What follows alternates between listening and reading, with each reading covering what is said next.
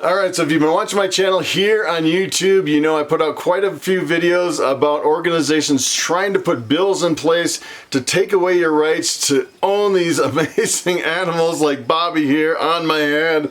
And let me tell you, we are always fighting for our rights to keep and breed these amazing animals.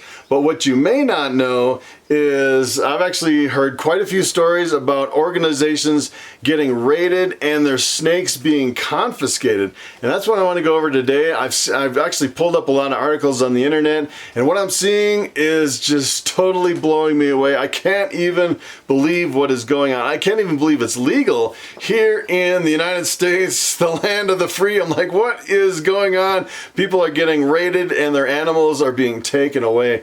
And essentially what it comes down to is pretty much it's almost like there's no real system to actually take away these animals. What it really starts with is a tip. Someone says, hey, I don't think this person is keeping these animals legally, or maybe they don't have the proper housing for these animals, or they're keeping them in unsanitary conditions.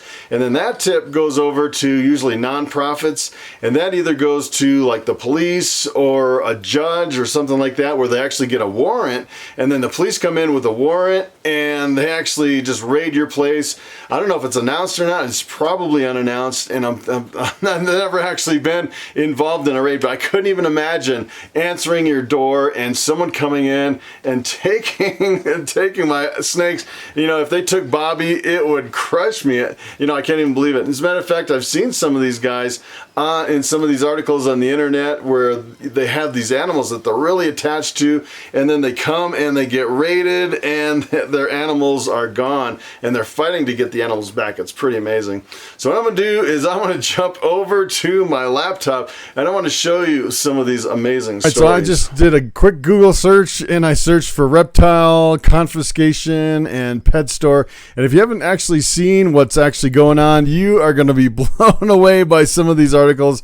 It is pretty amazing. So here, this is the title of this one is Dozens of Animals, Reptiles, Seized from Home, where a 5-foot gator named Chomp escaped. So essentially what happened was their reptile, their pet alligator actually escaped, and then someone found the alligator, which prompted, authorities to come in and actually check out their facilities and see, well, what else do you have besides an alligator? And it's pretty incredible. Actually, it says here the 5-foot alligator was found wandering down the street, which is pretty crazy. And then this guy's facility, he had a pet store name. It was Jungle's Edge Exotics, which is it's kind of, I would say, kind of like me. I'm Chris Hardwick Reptiles, just a small guy doing stuff out of my house. And the funny thing is when they actually raided the establishment, they took 32 animals. And let me tell you, it wasn't just specific animals. It was a whole bunch of different animals, and actually lists all the animals that they took. So they actually seized 3 alligators, a Burmese python, granite Burmese python, a rattlesnake, iguanas, green iguanas, small iguanas, a Nile monitor lizard, hairless rats, 4 quails, 5 turtles, 6 rabbits, and 2 guinea pigs. That is amazing. And the rabbits were probably food for the Burmese python, which is pretty incredible. So the thing that just kind of blows me away is that they came in and just took a whole kind of random spattering of different animals. And if you actually dig a little bit deeper in the article, these animals were taken to the Humane Animal Rescue in Pittsburgh, which is kind of interesting. So it actually says here, I was kind of wondering, how did they determine which animals to take? And it actually says here, animal welfare officers examined the living conditions for every animal in the house, seized any animal or reptile that was deemed to be living in substandard condition. So I'm like, all right, who was the animal welfare officers, and how did they make the decisions of which ones were not in sufficient enclosures? And the funny thing is like I have my big reticulated python. She weighs like 80 pounds. She's like, maybe 14 feet long. Well, she lives on my pool table in a 6-foot enclosure, which is pretty much the standard for reticulated pythons. If you go to any shop, any reticulated python breeder, that's what they're going to keep them in. But if you talk talk to someone from the zoo, they would say that is definitely not the right enclosure. Really, you need like a 10 by 10 room with a pond and climbing branches and everything else. And it's kind of the difference between like a breeder setup and a pet animal, or like a zoo display animal. And where do you draw the line as far as, what is the proper enclosure and what is not? And I would say as long as it's kind of an industry standard and some part in the industry, and you keep the enclosures clean, I would think that it would be fine. But it's kind of interesting that they just kind of went through and kind of randomly took a whole bunch of stuff, it just kind of blew me away. So the other interesting thing is this. Actually, it says here that Chomp, the escaped alligator, was used to educate and entertain people. So this was like actually taking Bobby off of my shoulder and taking it and actually putting it somewhere else in the Humane Society. I mean, it's pretty incredible that they would actually take a show animal from a breeder and actually forcibly remove it.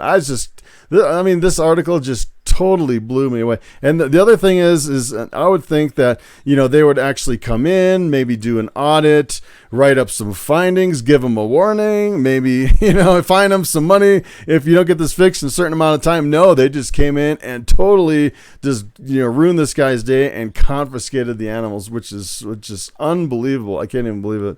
So here's another one. Dozens of dangerous reptiles confiscated from California homes. So they actually came into a home and took the animals. It's like, how can they come into your home? And it actually says here, police arrested a 55-year-old on a search warrant. So they actually came in with a search warrant and found dozens of deadly reptiles, which is kind of interesting. I always thought it'd be pretty cool to have a cobra, and then I started reading all these about, they talk about, someone coming in and confiscating my deadly reptiles. If I had a cobra, they'd be coming in and taking my cobra and making this big deal. Oh yeah, he's got deadly reptiles, which is pretty amazing.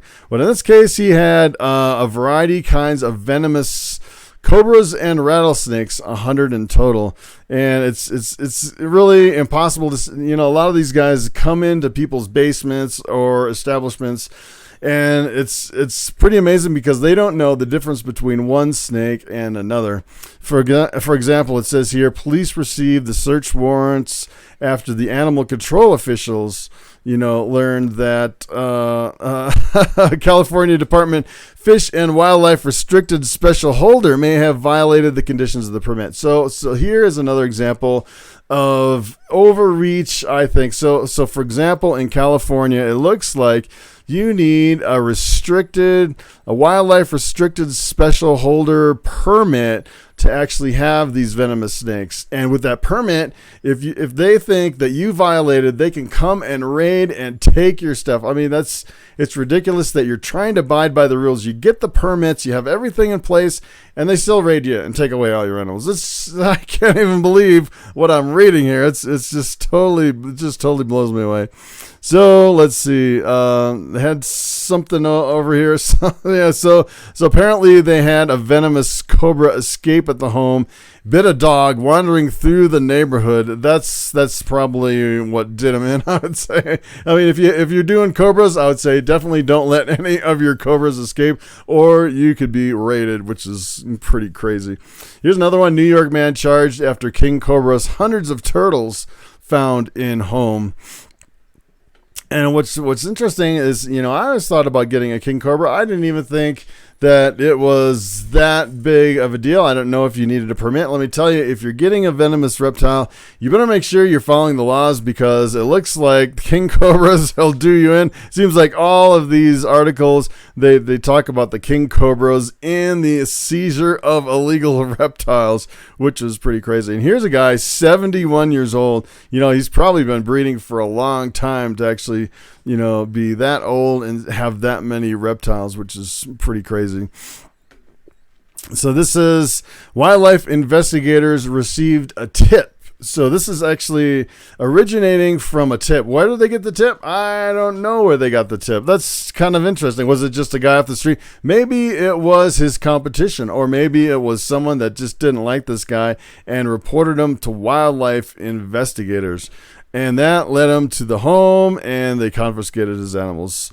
This is pretty interesting. They actually confiscated 292 turtles, some of which are considered threatened. So apparently if you have turtles and they're threatened, they can actually seize them. They also took the turtle eggs. The turtle eggs were also seized. So can you imagine if someone came in here, seized my ball pythons, and took the eggs out of the incubator? You know, if you're taking eggs out of the incubator, I can almost guarantee 99% of the time you're going to kill those eggs pulling them out of the incubator. As a matter of fact, if you take my eggs, you better take the incubator too to keep them going. Otherwise, they're not going to make it, which is pretty crazy.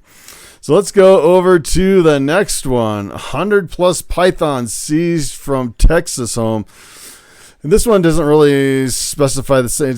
They just seized 136 snakes, feeder mice, and rats. And that's like, you know, that's pretty much what I have here. I have like 100 plus snakes, which is pretty crazy. This stuff freaks me out because, you know, if you see articles like this, you know, what's going to keep them from coming in here and taking all my snakes, which is pretty crazy. This guy was a snake collector and breeder.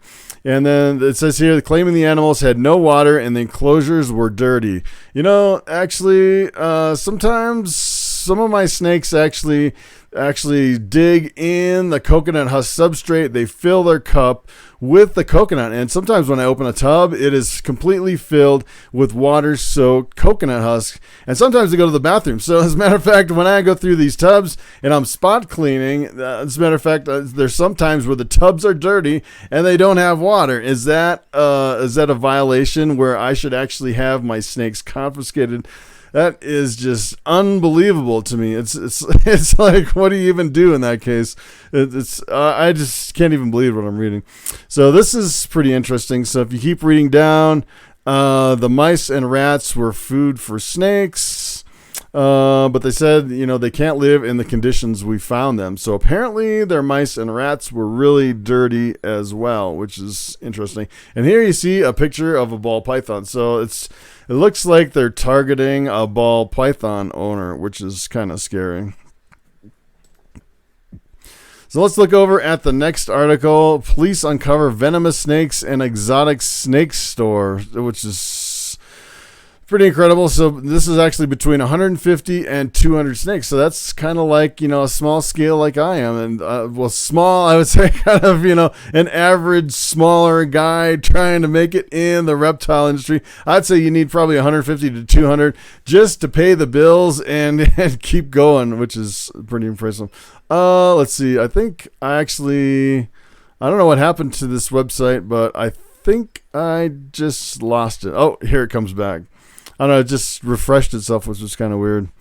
So actually, it actually states what the types of reptiles here. It was actually boa constrictors, an African tree snake, a rattlesnake, a king cobra, and a Gila monster, and monitor lizards. And let me see, this one was I actually had one of them here that actually stated the fine it was actually a felony with a huge fine. It doesn't look like it's this article, but it was pretty incredible. And then this one, let's see, there's one of these that I was actually, it was this article actually that actually cited the guy for child abuse because he had a venomous snake in the house with a child, which is pretty incredible.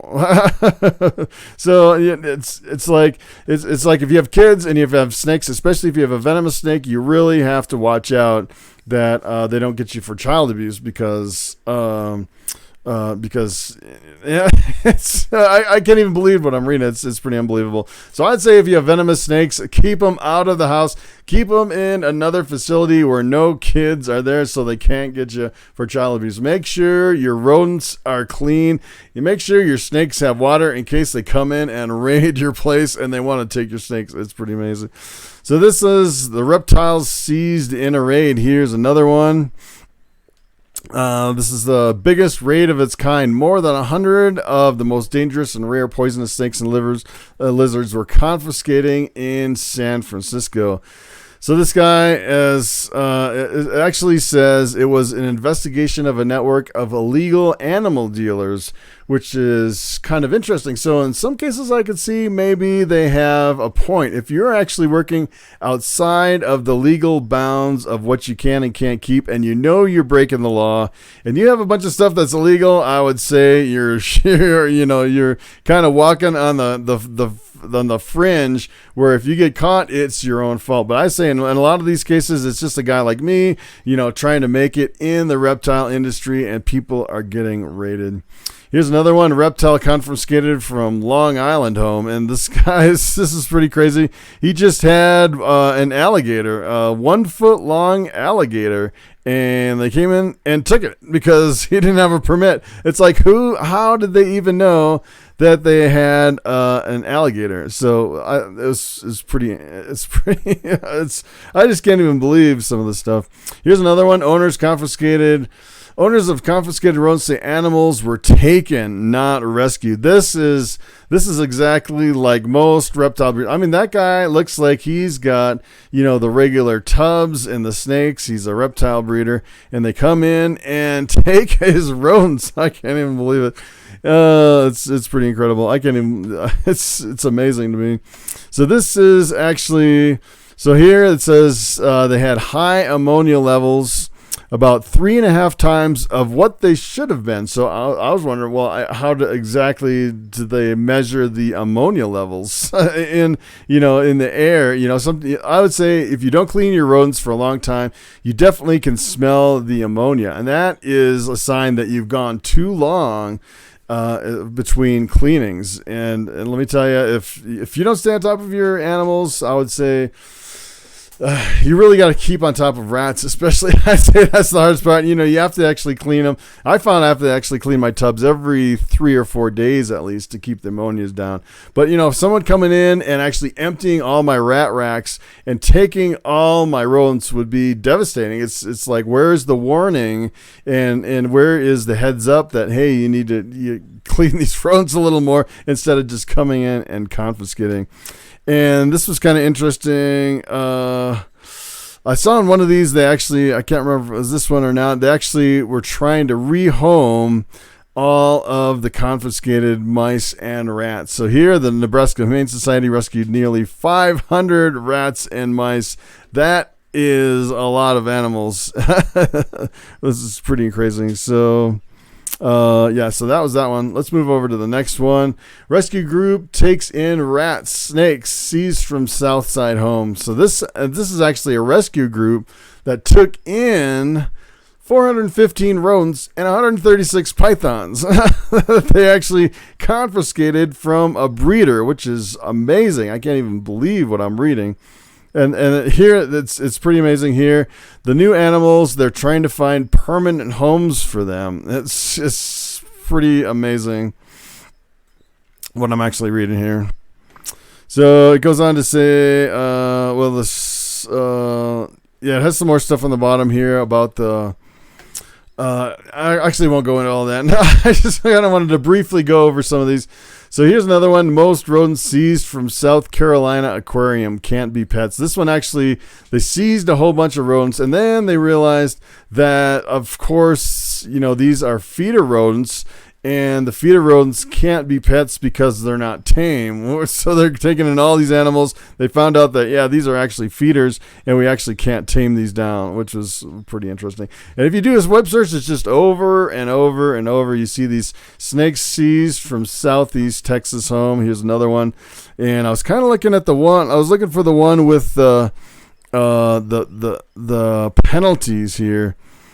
This has got a whole list of all the different stuff. There's actually one on here that had a penalty, and he was facing, I think it was like $100,000 and like 30 plus years in prison, which is pretty amazing. Let me see if I can find it. I think it was this article here. So yes, actually, no, this is a different one. So he faces. This is actually felony weapon charges. So they actually came in, confiscated his animals, and then found some illegal weapons. This guy's having a really bad day, let me tell you. It's pretty incredible. Oh, so it's there's another one here. Let's see if this is the one. Well, it was in one of the articles. It was like they wanted to. It was a felony for actually keeping an illegal animal, and essentially what it was is they came in and they found, I think it was like a cobra, a rattlesnake, and he didn't have a license for it. And you think it's not that big of a deal, but let me tell you, they wanted to fine him like over $100,000, and it was like 33 years in prison, which is pretty amazing. And another one that I saw, I actually saw it a couple years ago, as a matter of fact. There was a guy that was taking rats, and I've heard a lot of people doing this under the comments sections on a lot of my videos, and they're actually taking the rats and they're killing them by hitting them on a hard surface, trying to knock the rats up before they feed them to the snake. And let me tell you, if an animal control group actually sees you physically hurting your rats like that before you feed them to your pet snake, they will actually get a warrant, come in, and seize all your animals. And this, as a matter of fact, this was a pet store that was actually doing it, and the pet store got raided, and they took all their animals. It was unbelievable. All right, so if you didn't know what was going on, now you do. Let me tell you, if you're breeding snakes kind of on a scale like I am, or maybe a little bit bigger, maybe you have a pet store, especially if you're breeding rodents or you have other animals, make sure you're ready to be raided by the authorities. That is really the only way you can be prepared, and that is going through making sure all your tubs are clean, making sure all your animals have water at all time, make sure your rats don't smell like ammonia. I mean, what else can you do? It's unbelievable. It reminds me of kind of the old days where they were raiding houses looking for stuff. It's like, I can't believe this is modern day America and they're actually raiding our houses, taking away our snakes and our animals. It's just unbelievable. I can't even believe what I'm reading on the internet. So that is me on my soapbox. Hope you enjoyed it. Thanks for watching, and I will see you next time.